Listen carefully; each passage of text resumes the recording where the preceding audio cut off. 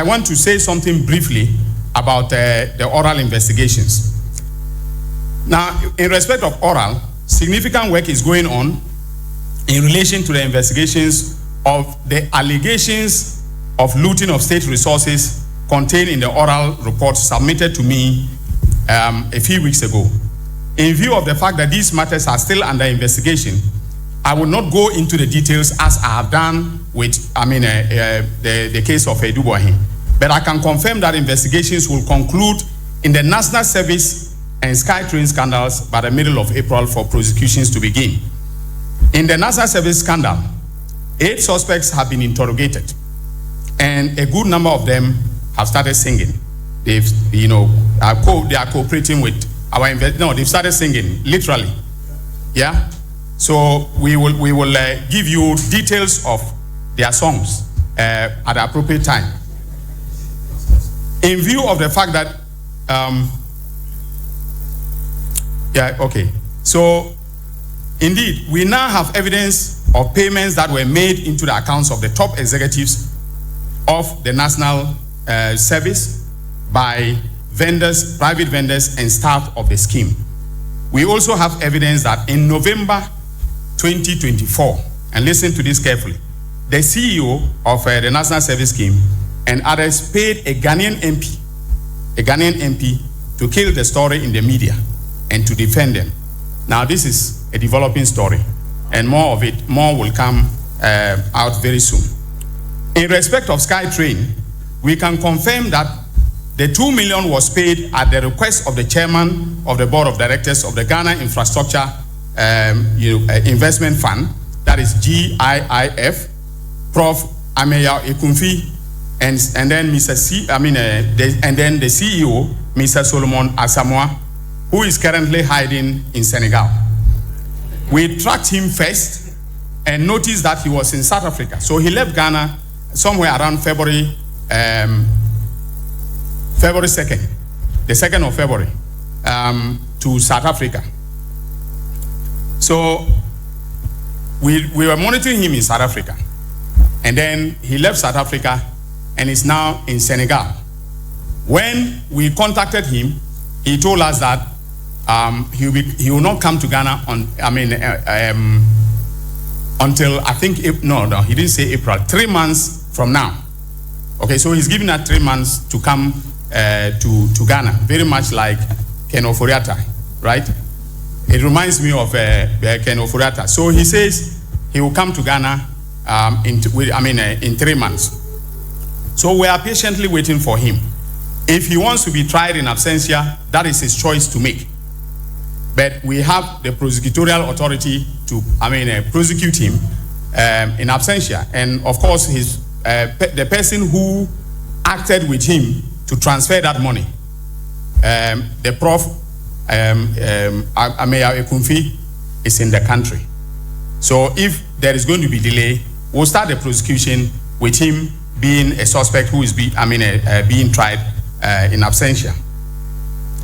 So on the SkyTrain, we noticed that there was no board approval for a transaction, and the conditions precedent to disbursement had not been met. The other board members and our review of the minutes of the board of directors have confirmed this fact. So we requested for all the minutes, of the board of directors within the period that this transaction occurred. And our perusal of the minutes show quite clearly that there was no board approval. Also, the interrogation has revealed, that the other board members said that they did not have knowledge of this transaction. In fact, there was one of the minutes where one of the members questioned why the GIF was in a hurry to make payment for this transaction. And no, answer of any significance was given to him by the 2 persons who, schemed and transferred $2 million of taxpayers' money to a Mauritius company. In fact, we tracked the company to Mauritius, and a lawyer in Mauritius has confirmed to us that it is non-existent. But that's also, a developing story. Now, the money, you see, if you are buying shares in a company, okay, you are buying shares in a company, That's your equity contribution to that company. The money is supposed to be paid into the share account, the shares account of that company. But the money was given to Africa Investment Holdings. Okay? And when, it was paid, we noticed that Africa Investment Holdings was paid 100,000 United States of American dollars as the GIF's contribution to equity. And then listen to this. 1.9 million was paid to Africa Investment Holdings as share premium.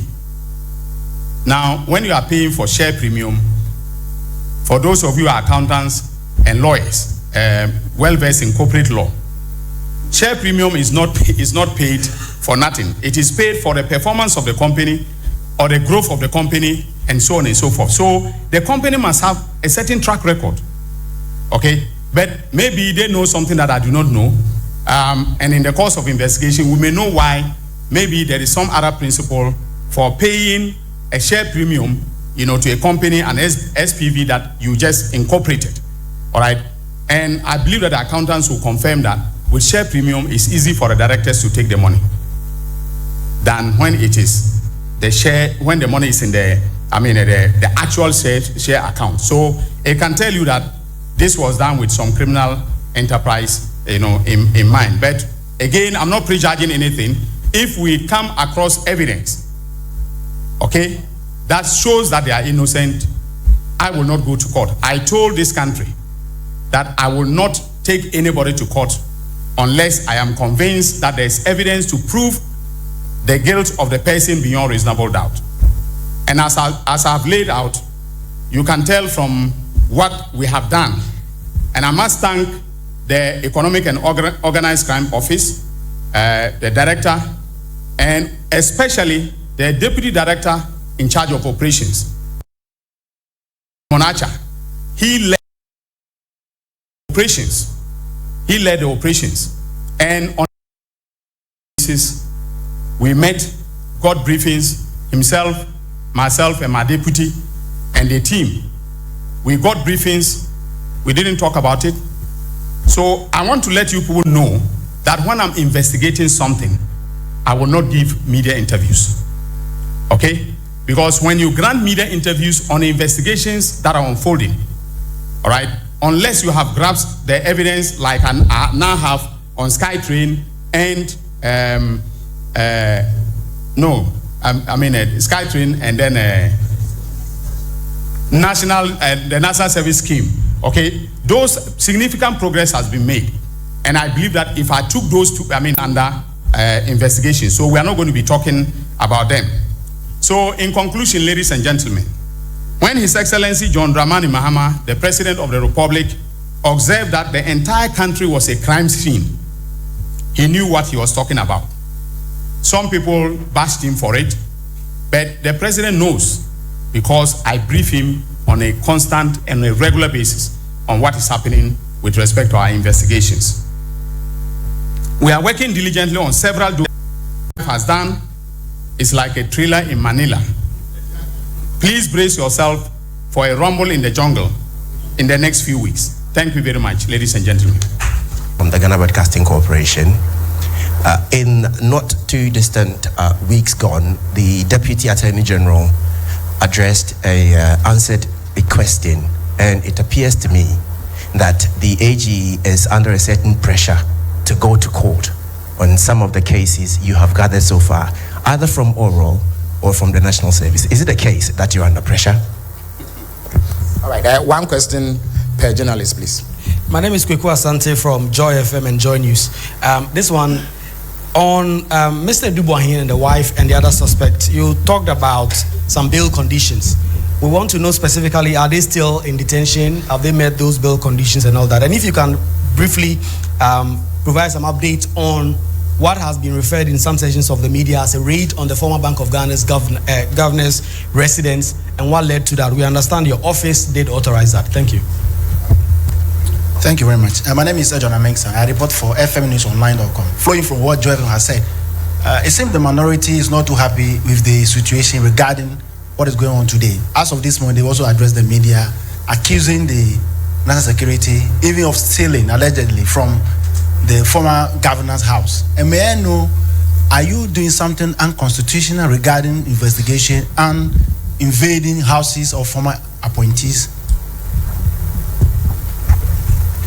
Good morning. My name is Mawina with TV3. With respect to Mr. Dubois, you mentioned accounts belonging to him and other companies. I want to find out if there's been you've officially applied for freezing orders to those banks to ensure that the coffers are not emptied, even though you've served a warning. And secondly, the Deputy Attorney General has mentioned, amongst many other things, that some members of Parliament are seeking to abuse immunity offered them while making defamatory comments in the presence of Parliament, and suggested there was going to be a cure of some form for it. What is that cure, if we may ask? All right, thank you very much. So the Attorney General will proceed to answer these set of questions, after which we'll come back for a final round. Yeah, thank you very much.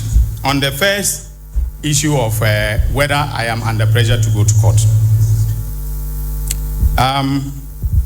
you would understand that the issue of accountability and oral, that is Operation Recover or Loot, was a central plank of His Excellency's campaign.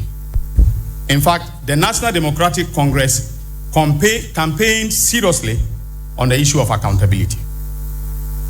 Ghanaians bought into that campaign and other issues that we addressed during the campaign, and that is why they voted for us to hold those who have abused public office accountable. So yes, I'm under pressure, but I'm under pressure not from political quarters, but from ordinary Ghanaians. Despite my busy schedule, I find time to go to social media, and I see what Ghanaians want us to do. They are in a hurry to know what we are doing about holding people who have looted state resources accountable. Yes, sometimes you may have some of your colleagues saying that things are not going as quickly as we wanted. But I have said that I will not rush to court on any matter. I will not. And the president knows that, and he accepts that. So yes, the pressure is coming, but you see, it was under that pressure that together with EOCO, we investigated Eduboahin. You see how diligent the work has been. You see the evidence we have laid out, okay? If you're under pressure, you go to court, and then you now come back to look for evidence, like some other Attorney General did in the past, and subsequently was calling a witness to help the witness help him, make out his case. All right, so I won't do that at all. I would, if I don't have the kind of evidence that I have on Eduboahin, I will not go to court. So yes, the pressure is there, but I'm soaking in the pressure together with my Deputy Attorney General and some of the staff. We are soaking in the pressure. Now, with respect to the bail conditions, yes, we gave them bail conditions. I think all in all, it's about 160 million. Yes, about 160 million Ghana cedis bail with sureties to be justified. So they brought some properties belonging to some of their friends and family. We are verifying the titles of those properties and to see if we will accept them in order to grant the bail. Now, with respect to Eduboahin, I got a briefing last night, and I'm thinking that he should continue to stay in detention. If we are granting the wife and the other suspects bail, he should continue to stay in detention because of what has come to my knowledge. So I have advised EOCO to vary the bail terms or release him and rearrest him. And then we will now go to court in order to meet the 48-hour constitutional threshold, maybe likely today. On the raids, on so-called raids, you see, the MPP is a unique group of individuals.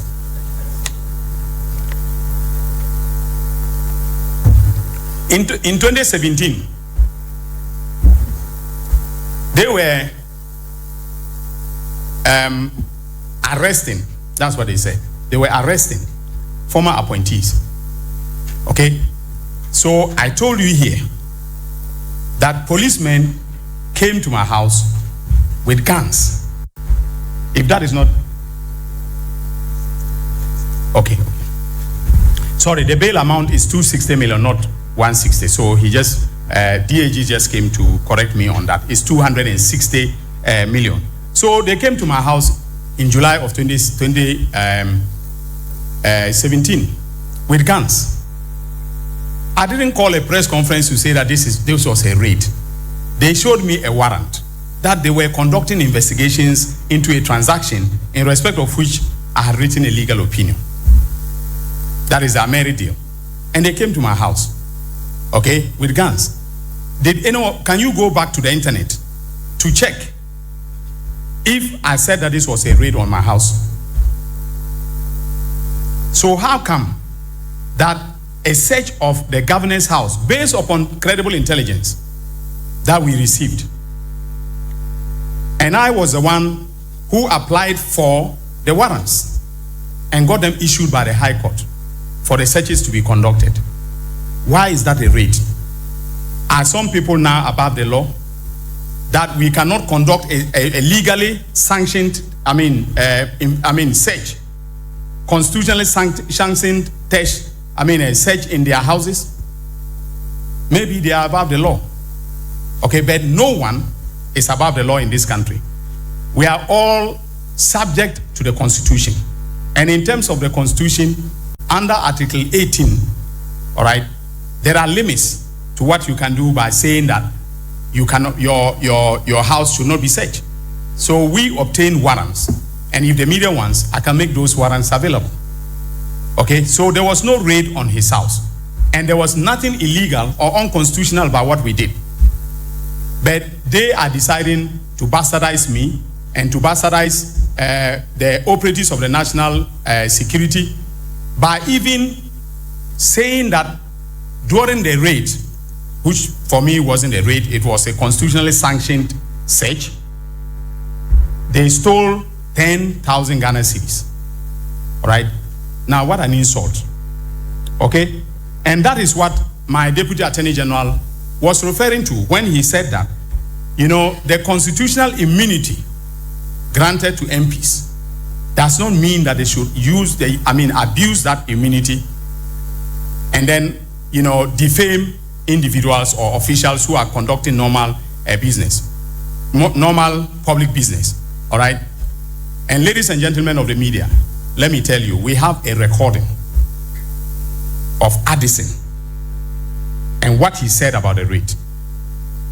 So if Afenyo Markin, the Honorable Minority Leader, is daring me, we'll make that recording available. So he should desist from maligning law enforcement officers and myself for the work that we are doing. He should also take cognizance of the fact that I am the leader of the bar, and I will act in the best interest of the ethics of the profession. Everyone at the bar knows me for that. So I won't do anything unethical, and I have advised both EOCO and National Security about staying within the bounds of the law in conducting investigations. So he should not abuse his parliamentary immunity by libeling or defaming public officials who are conducting normal, legally sanctioned public business. Now, with respect to freezing orders, we are notifying all the banks today. You see, the gentleman who asked about the freezing orders, note that because of the way this gentleman, the suspect, is very highly networked, if a letter had gone out before today to any bank, there would have been swift movement of money, and there would have been